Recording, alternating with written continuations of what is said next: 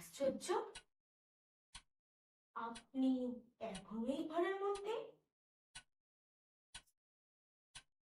কি ভয় পাননি? ভয়? ভয় কেন পাবো? ভয় পাবেন না মানে? আচমকা কারোর সাথে এমন হলে কেউ তো ভয় পায়। আর তাছাড়া আচ্ছা, তাছাড়া আবার কি? তাছাড়া আমি যদি আপনার কোনো ক্ষতি করি?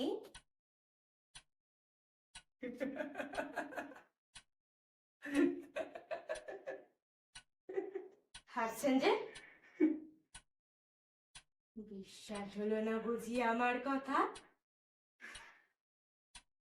জানেন জানেন, আমি আমার নিজের হাতে আমার স্বামীকে হত্যা করেছি। এই দেখুন দেখুন, এই দেখুন, আমার হাতে এখনো রক্তের দাগ লেগে আছে।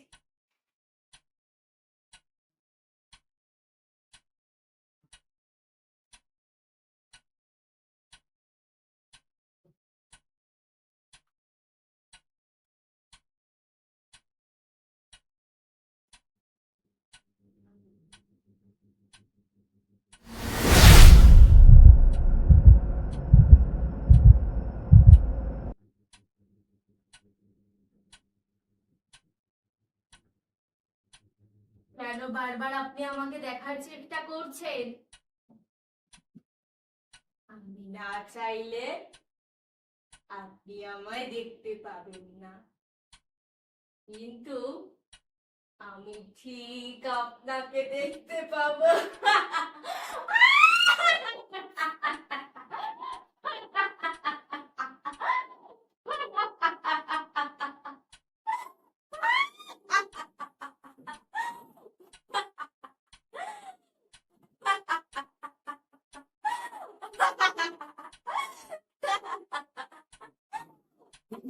আপনি আপনি যেই হন না কেন, হ্যাঁ, জেনে রাখুন, জেনে রাখুন, ভয় ভয় দেখে আপনি কিন্তু আপনি কিন্তু আমাকে এই বাড়ি থেকে তাড়াতে পারবেন না, হ্যাঁ? আহ, তাড়াবো কেন? থাকুন না।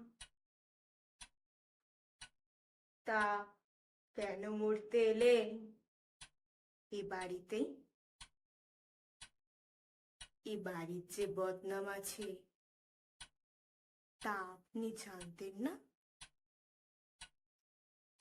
জানি, জানেন, জানেন, এই বাড়িটা না বেশ বেশ নির্জন। আমার আমার গল্প লেখার ক্ষেত্রে একেবারে উপযুক্ত, তাই ও, আপনি লেখক?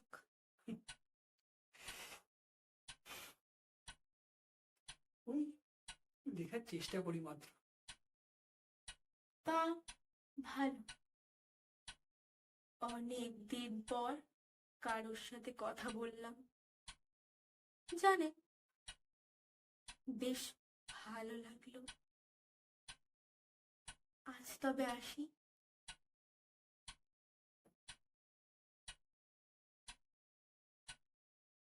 কাল সকাল হলে আপনিও বাকিদের মতো পালাবেন না তো?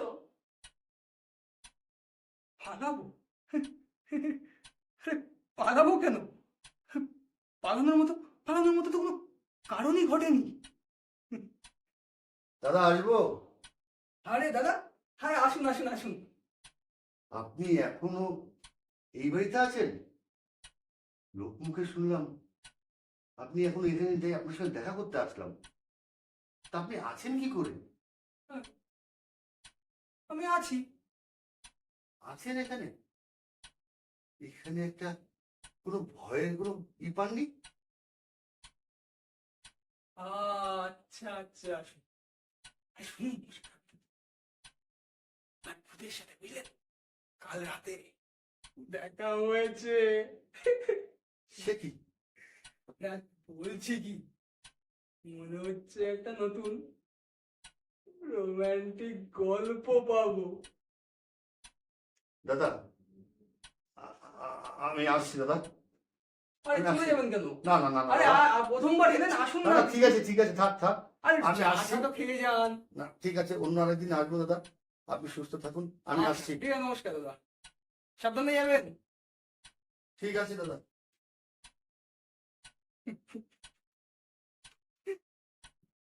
যত সব। উফ,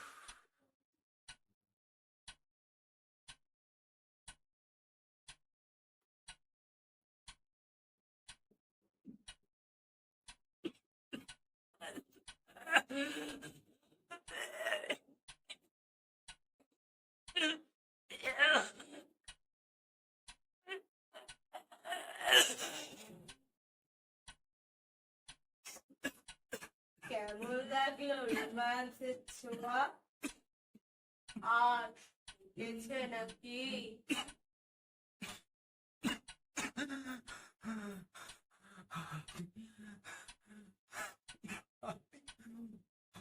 আপনি রাক্ষস, তাই?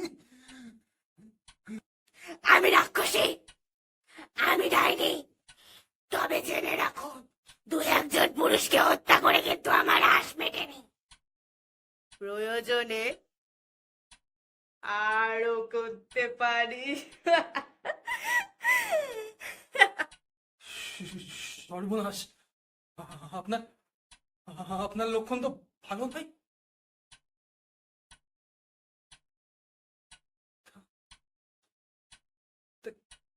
কেন মারলেন আপনার স্বামীকে? সে কথা জেনে আপনার কি লাভ? বড় বড় কৌতূহল জাগছে যে মনে। আর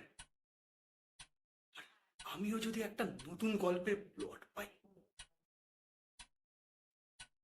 এবার আপনার ব্যাপার, আপনি বলবেন কি বলবেন না, দেখুন। আমাদের সময়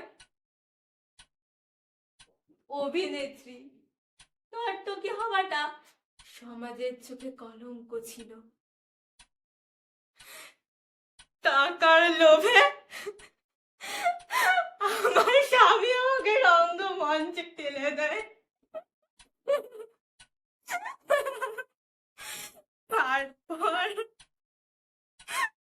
আমাকে মেরে আত্মহত্যার গল্প বানায়। সে ভেবেছিল আমার তৈরি বাড়িতে আমার টাকা পয়সা নিয়ে অন্য নারীর সাথে ঘর বাঁধবে। ব্যাস, চিরদিনের মতো তাকে এ বাড়ির থেকে বিদায় করে দিলাম। কিভাবে মারলেন তাকে? ঠিক সেভাবে আপনাকে রোম্যান্স উপভোগ করালাম। জানেন ঠিক কেমনই ব্যথা লেগেছিল আমার। আমাকে ওই যে গলার টিপে হত্যা করেছিল সে। এ তো নাই হলো, বুঝলেন, কিন্তু কিন্তু আমি তো আপনার কোনো ক্ষতি করিনি। সব পুরুষই সমান। তাহলে তাহলে আপনি চান আমি এ বাড়ি থেকে চলে যাই? যাবেন কেন? থাকুন না। না মানে মানে একটু আগে একটু আগে আপনি যে খেলা দেখালেন না, তারপর যে আর সাহস হচ্ছে না। এই যে বললেন আপনার নাকি ভূতের ভয় নেই। ভয় যে নেই, তা তো আপনি দেখতেই পেলেন। কিন্তু কিন্তু পেতনির মতো আপনি যা শুরু করেছেন। কি?